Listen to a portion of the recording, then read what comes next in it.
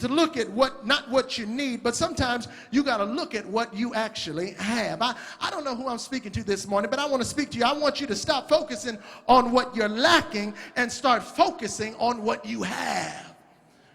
We tarry and we focus all day long on what we want, but we never look at what we have.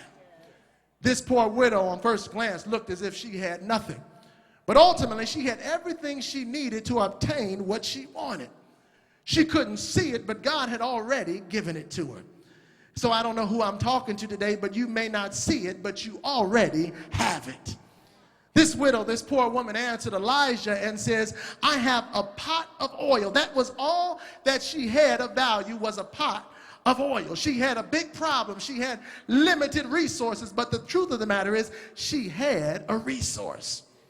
You know, we look at our problems sometimes and they look so large. We look at our possessions and they seem so small, yet we always fail to factor God in the equation.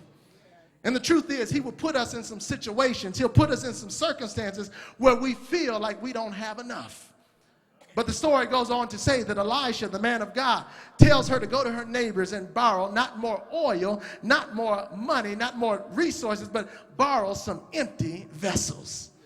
Borrow some empty containers, empty vessels. Borrow all that you can get your hands on. So she obeyed the Lord. She borrowed the vessels. This is what she did. And she and her son shut themselves up in the house and trusted God to do what God promised to do.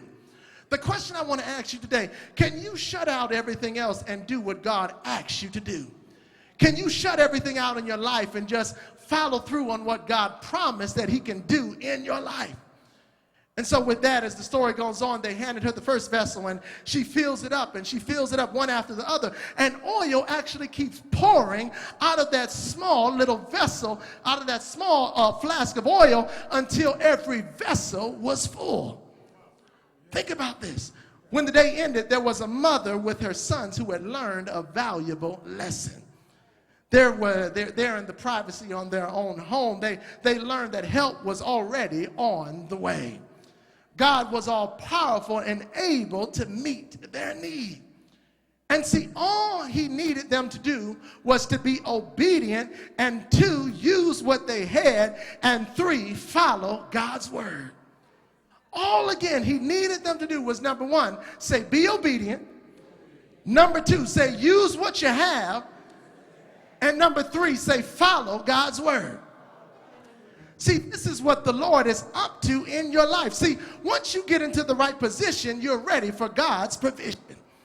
And see, that's where the story ends up in verse 5 through 7. It ends up with the simple notion that God will provide for you. And I want to ask you the question, is there anybody in this place that knows and believes that God will provide for you?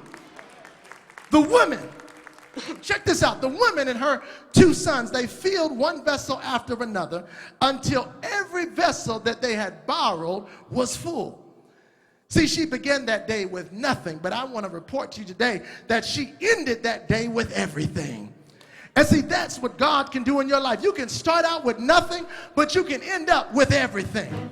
And see, that is what God, again, can do. He can turn your day around, and he can turn your life around, and you can wake up feeling one way and go to bed feeling another way. That's what God can do in your life. So here's the lesson in the text. Elijah